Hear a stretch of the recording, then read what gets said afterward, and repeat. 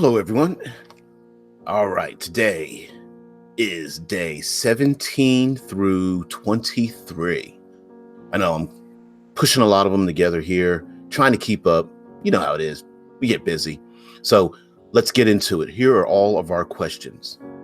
How are taxes and tributes collected in your world? Are there evil races in your realm, such as the Drow? Are there many underground locations beneath your world?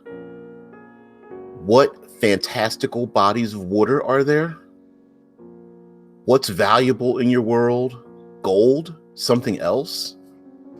What is the tech level? Does magic integrate? And lastly, what is the most misunderstood playable race?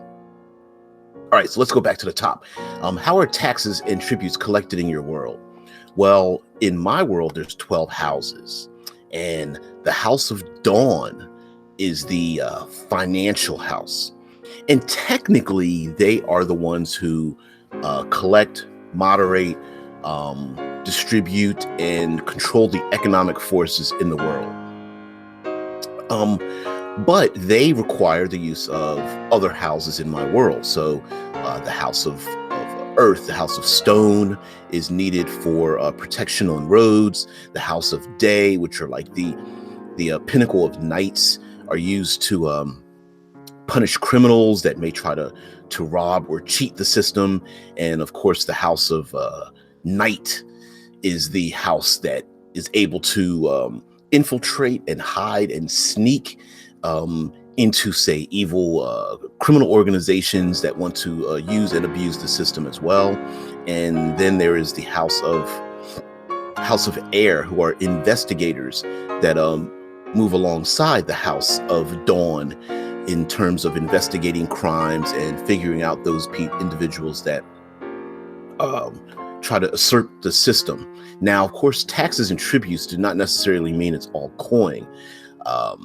Food items and other goods and services are also traded and are extremely valuable in a world where humanity is trying to reconnect to in many ways become comfortable in the new world that they live in. So many skills are very necessary to continue the support of the community. And so therefore not everyone gives gold or coin, but they send some of their most valuable craftspeople into major cities, and they then leave home and are used, their skills are used and traded and basically for the support of the nation. All right, now, are there evil races in your realm, such as Drow? And yes, there are Drow, and there are evil races. My world is gray, so the whole idea of a race being completely evil aligned is not a thing. It essentially the if you have to rank them in the evilest races, Drow are up there as far as a race. Now, I'm not thinking of, say, like mind flayers or illithids or things like that. I'm kind of considering them to be monsters. But as far as races, I'm thinking of like playable races, or at least rare races that may not be available to players. Drow are way up there. Now, I haven't mentioned too much about goblinoids, and goblinoids are a huge factor in my world. Mainly because they were shock troopers during the Godsdown event, during the Godsdown conflict. In order for humanity to survive, they needed to use, in essence, cannon fodder in many of their wars, and goblinoids became the victims of that. And so while these wars were going on, wars of faith, wars of politics, wars over land, wars over money, wars over ideals, they used goblinoids to send them wave after each other. And then after the event was done, a lot of those goblinoids were cast aside. We don't need you anymore. So goblins, hobgoblins, orcs, bugbears. These creatures were kind of forgotten and not honored in the manner in which they perceived. So goblinoids, which were not included, they were not invited into these havens to survive the residual effects, the fallout of the Godsdown conflict. Many of them had to survive out in the wild, and they hold a huge animosity. And there's a lot of guilt among humanity in terms of how they were treated and mistreated. So there isn't a holy war against them, but it's more of in many ways there's a parallel between how American society treats our veterans. Some honor them, some are scared of them, some do not know how to react to them. Others feel that that was their job and suck it up and take it. So there's all kinds of opinions about it, and I wanted that gray area. But yes, goblinoids are a big deal, and they have a recent memory as to how they were treated. And so through their ancestors, they've been told about, we don't need humanity. We are going to survive on our own. All right, third question, or in this series, are there many underground locations beneath your world? Yes, there are. I don't have an Underdark per se, although the Drow have the largest nation in the underground realms. But they share that with the House of Stone, who are miners and such. Now, while dwarves are a major factor in that, lots of other races and large portion of humanity had to go underground to live.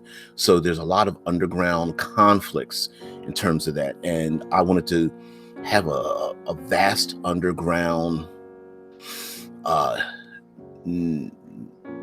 environmental oddities, underground lakes and waterfalls and like being inside of a giant geode and things like that. So I wanted to have some really bizarre and exotic locales in terms of being underground. And of course, there's always culture clashes, because the Drow elves were part of the regular elven races that went underground, and they in essence invited everyone down there and then demanded that they become the new, this 12 house thing wasn't part of their structure. They were like, no, we're going to save humanity. You just need to come down to us because we're the ruler. We're the new rulers. And people didn't accept that. All right.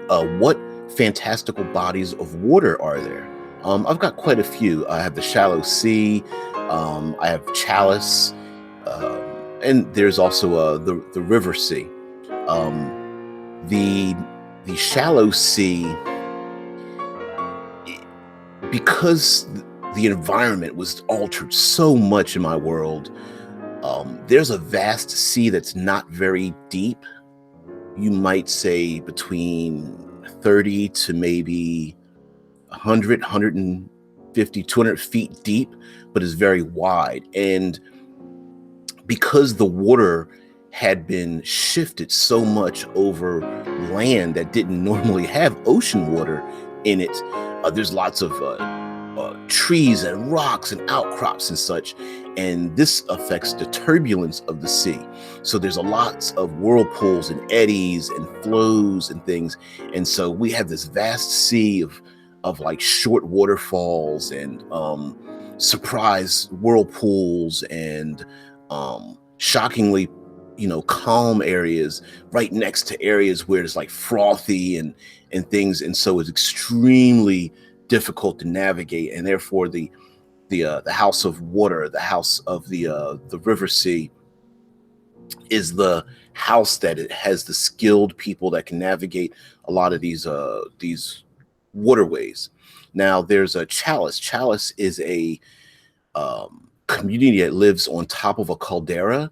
The water has filled up the top of a volcanic region, and there, you have to climb, transverse up to basically the top of this. It looks like a flat top mountain, and inside of it they have shipping lanes and boats and things like that. And there are people that live inside the caldera.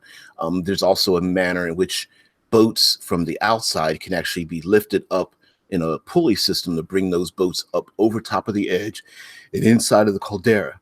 Now, the term river sea is used in my world because when the oceans were boiled over and were shifted during the Godsdown conflict, a lot of that water ran into the lower regions, and so there are these huge numbers of rivers that are that over the years are pouring back into the locations which used to be where the oceans are in the low-lying areas. So they created, tons of rivers. So a lot of those rivers actually are combinations of fresh and salt water, and many they flow and move in such a manner that you can take ships and boats to any number of the other houses in the locations that they live. And so using those river systems, it's called the River Sea. What's valuable in your world? Gold, something else? Yes, there is coinage in my world. Copper is the most common. Silver is used by your middle class people. Gold is very much a rich person's commodity. The House of Earth, and especially the dwarves, instead of just using straight coins, they use bars that click together, and those bars are made up of various materials, and they don't consider like gold or silver. They use iron, platinum, tin, uh, steel, other kinds of alloys and such, and they consider all of theirs to be one unit of measurement.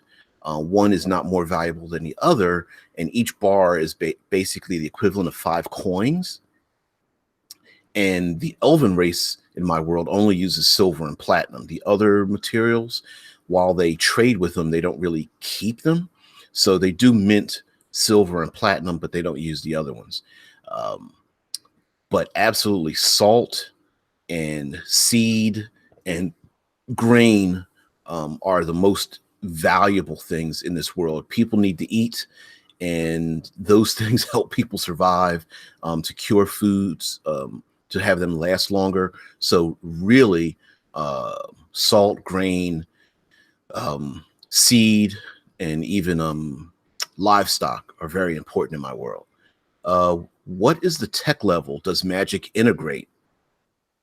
My base tech level is Bronze Age, and it's not that they've forgotten how to use those things, but it is very difficult to assemble what would essentially be like factories to assemble the individuals and the materials and work with the other houses to get back to a reliable tech level where they used steel and even crossover into steam power or gunpowder and such. Now, those things do exist in my world in a limited basis. There are people who are smart enough to do it, but the resources, the reliability, and because there's like a cold war amongst the 12 houses plus the 13th unnamed house,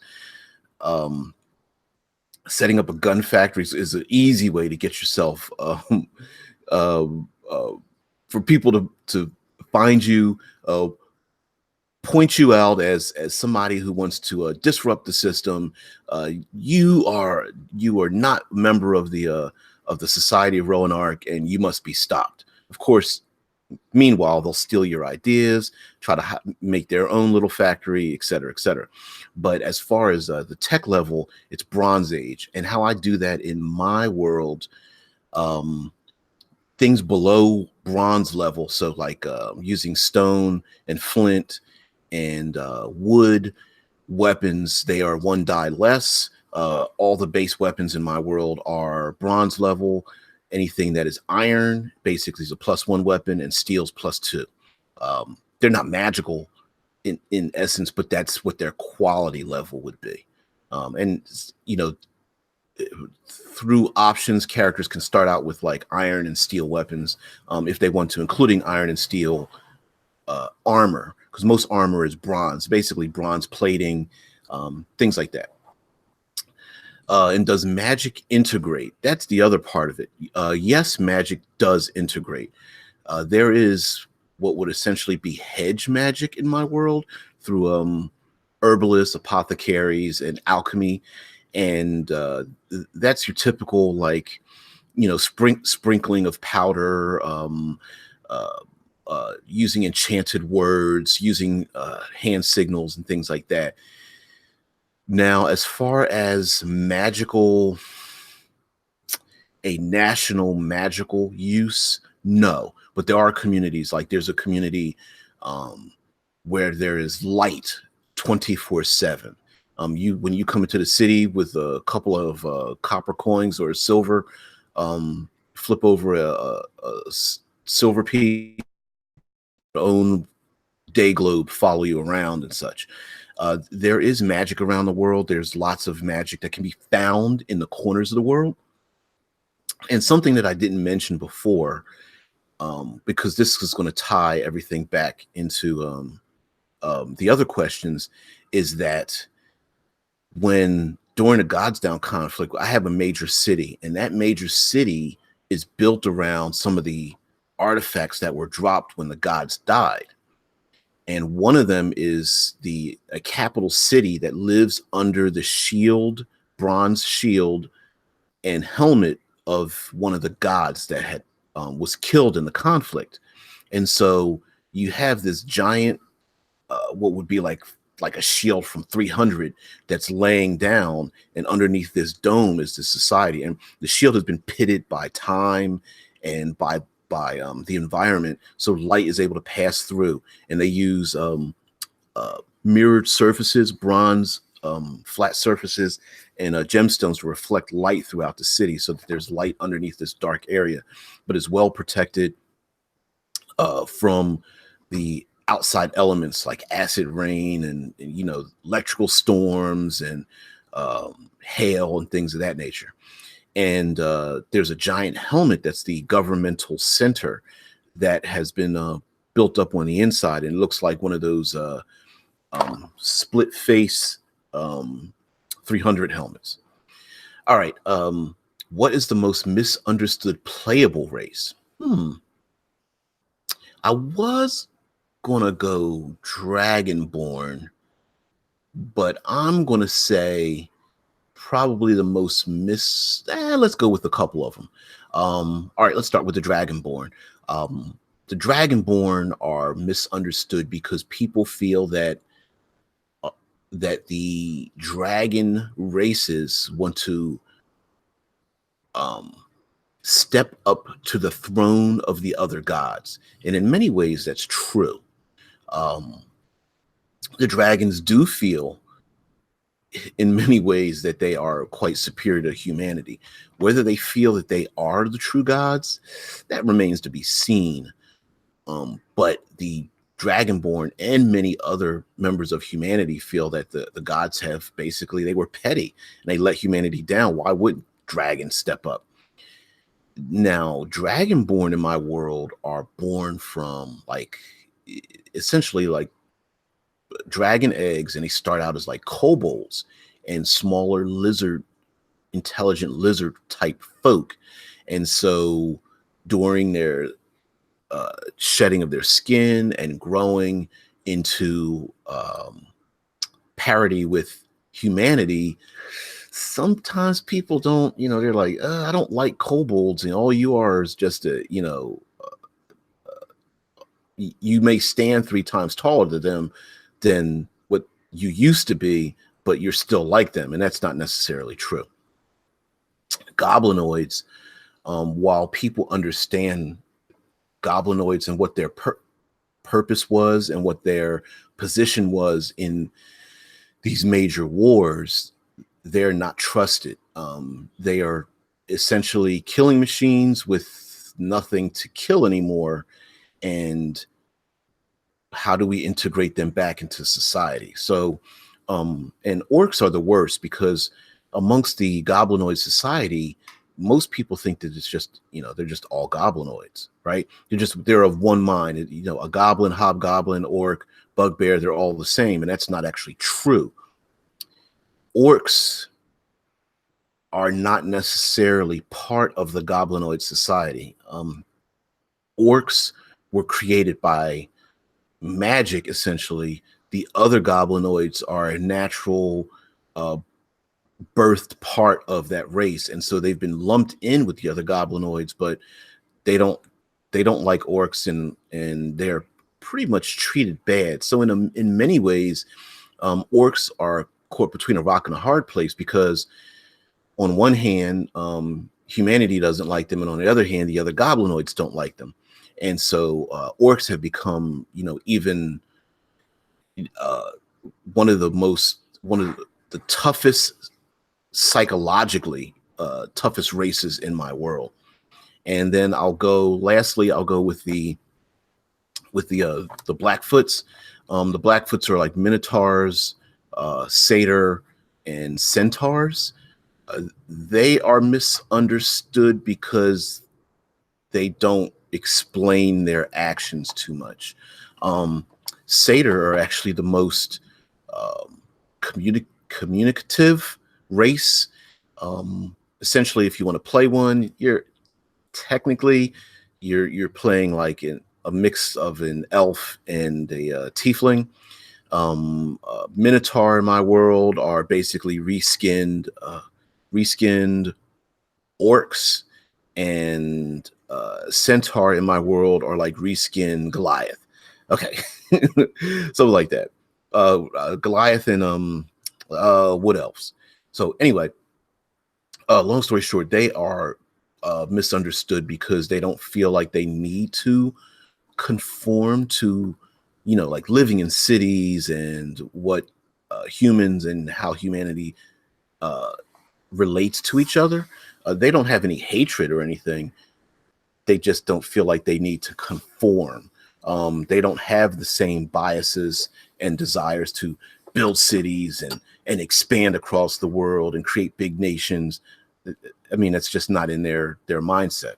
So anyway, to summarize it all, the questions are: how are taxes and tributes collected in your world? Are there evil races in your realm, such as the Drow? Are there many underground locations beneath your world? What fantastical bodies of water are there? What's valuable in your world? Gold, something else? What is the tech level? Does magic integrate? And what is the most misunderstood playable race? Of course, we're getting to the end of this challenge, the hashtag my 30-day world challenge, of course, created by Absolute Tabletop for their Kickstarter, Dead Man's Guide to Dragon Grin. As of right now, they've passed $30,000. I'm not sure how much further. All of the stretch goals have been unlocked. Sweet. That means I get a better book. Love it. Love the community. And of course, all the links are below, and my links are below. I'm not sure why you'd be watching this video if you're not sure who I am, but I am a contributing writer to Critical Hit Publishing. My baby is the Cinematic Environs. Please check them out at Drive-Thru RPG. There are reviews down there. Basically, they are trap, puzzle, layer setting books so that no combat, no encounters become boring. I am basically a self-appointed third pillarist, using the environment: storms, rain, drowning, fighting on cliff sides, and a ton of other things. I could go into it. As a matter of fact, let me get off camera here. It's the latest release. Bam. Blasted Lands.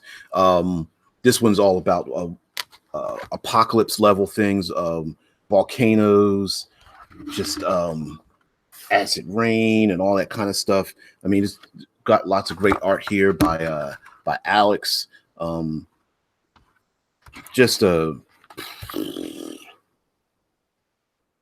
Here we go, Deadly Rain, and all kinds of things here. So anyway, check it out. Thank you very much. I'm DBJ. Hope you like the screen behind me. Something new, something to do, something different. Thanks for giving me your time and your attention. I am Devabrian Jackson, and have a very good day.